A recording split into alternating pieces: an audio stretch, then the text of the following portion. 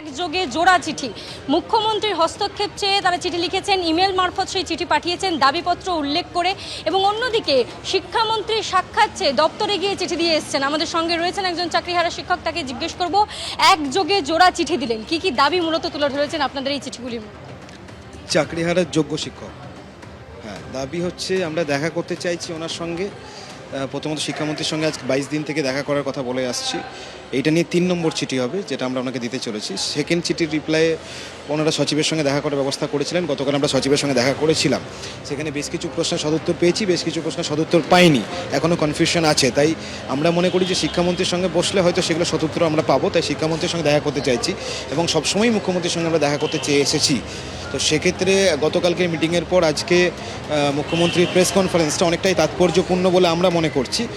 যে বিকেলবেলা উনি যেটা বলেছেন যে একটা যোগ্যদেরকে নিয়ে বা চাকরিহারা শিক্ষকদেরকে নিয়ে একটা বার্তা দেবেন, তো সেই বার্তাটা কি হতে চলেছে এটা আমাদের কাছে খুব মানে একটা কিউরিয়াসিটি আমাদের মধ্যে আছে এই বিষয়টা নিয়ে, যে উনি কী বলতে চলেছেন, কোনো সমাধান সূত্র বেরোচ্ছে কিনা বা যোগ্যদের জন্য পজিটিভ কী বলছেন, এইটা নিয়ে আমরা উৎসুক হয়ে আছি জানার জন্য। তো আমাদেরও নজর থাকবে বিকেল 5টার সময় উনি কী বলছেন না বলছেন, এবং আশা করছি গার্জেন হিসেবে উনি as a chief minister, as a guardian, Paschimbanga guardian হিসেবে যোগ্য শিক্ষক শিক্ষিকাদের যে এই দুরবস্থা হয়েছে, মানে আধিকারিকদের দুর্নীতি এবং কোর্টেরও বলবো মানে ন্যায় বিচার আমরা দিতে পারেনি, তাহলে আজকে আমাদের যে অবস্থা, সেই অবস্থাটা হওয়া উচিত কাম্য ছিল না। তার কারণ হচ্ছে আজ অবধি ভারতবর্ষে এরকম কখনো হয়নি যারা নির্দোষ তাদের শাস্তি হয়েছে। আমাদের এগেনস্টে কোনো অ্যালিগেশনস নেই, নাথিং। 17 দফার দুর্নীতিতে একটা অ্যালিগেশন নেই, প্রমাণ করা তো দূরে ছেড়ে দিন, অ্যালিগেশন অভিযোগ পর্যন্ত নেই। তাহলে যাদের এগেনস্টে কোনো অভিযোগও নেই তাদেরকেও একই শাস্তি পেতে হচ্ছে, যে শাস্তিটা যাদের বিরুদ্ধে অভিযোগ প্রমাণিত। এইটা কোথাও গিয়ে আমরা যোগ্য শিক্ষক হিসেবে কোনোভাবেই মেনে নিতে পারছি না একজন ভারতবাসী হিসেবে। তাহলে এই জায়গাটায় আশা করছি ভারতবাসী তথা পশ্চিমবঙ্গবাসী প্রত্যেকেই ব্যাপারটা বুঝছেন এবং এইখানে আমাদের পাশে দাঁড়াচ্ছেন।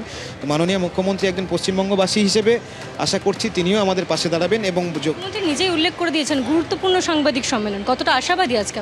হ্যাঁ, সেই জন্য তো বলছি গুরুত্বপূর্ণ কথাটা বলেছেন এবং চাকরিহারাদেরকে নিয়ে বলছেন, সেই জন্যই তো বলছি যে আশা করছি এখান থেকে কোনো পজিটিভ বার্তা যোগ্য শিক্ষক শিক্ষিকাদের জন্য আসবে।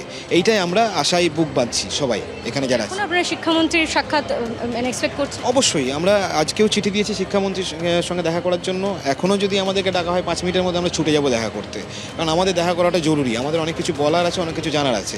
তাই আমাদেরকে যদি এখনও বলা হয় আমরা এখনও যাব, আমাদের টিমে একটা ওখানে চলে যাবে। মুখ্যমন্ত্রী যদি দেখা করতে চান আমরা সেখানেও ছুটে যাব। আমরা মানে যে কোনো সময় দেখা করতে চাইছি, আমাদের অনেক কিছু বলার আছে, অনেক কিছু জানার আছে। এই বিষয়গুলো ক্লিয়ার হওয়া দরকার, কারণ এখানে যারা আছেন প্রত্যেকে খুব টেনশনে আছেন।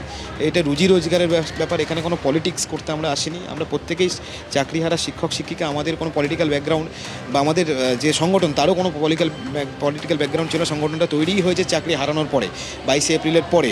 তাই আমরা এখনও এইসব ব্যাপারে অনেক অনভিজ্ঞ এবং আমরা চেষ্টা করছি আস্তে আস্তে শেখার। কিন্তু এইটা কাম্য ছিল না, আজকে যে আমরা এখানে বসে আছি সবাই মিলে, এটা কাম্য ছিল না। আমাদের এখন বাড়িতে থাকার কথা। আমরা মুখ্যমন্ত্রীর সাক্ষাৎ চেয়েছি, এখনও চাইছি, বলছি তো আমরা তো সবসময় চাইছি, প্রথম থেকে চাইছি, ওয়াই চ্যানেল থেকে চাইছি, কিন্তু এখনও পর্যন্ত আমরা সাক্ষাৎ করতে সক্ষম হইনি। কিন্তু সেটা যদি হয় সেটা খুব ভালো হয়। মানে আজকে যদি বৈঠকের আগে একবার সাক্ষাৎ হতো খুবই ভালো হতো। আমরা চিঠি দিয়েছি, আমরা একটা থ্রু ইমেল আমরা একটা চিঠি মুখ্যমন্ত্রীকেও দিয়েছি, তার অফিসিয়াল মেলে করেছি। এই মোটামুটি হয়ে গেল প্রায় 3:10-15 নাগাদ করেছি।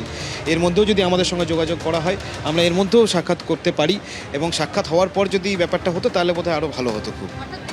তারা বলছেন যে মুখ্যমন্ত্রীর হস্তক্ষেপ চান এবং তারই সঙ্গে শিক্ষামন্ত্রীর সঙ্গে সাক্ষাৎ করতে চান, এবং সেই মর্মে তারা জোড়া চিঠি লিখেছেন, একটি ইমেল মারফত পাঠিয়েছেন এবং অন্যটি তারা নিজেরা গিয়ে দপ্তরে জমা দিয়ে এসেছেন।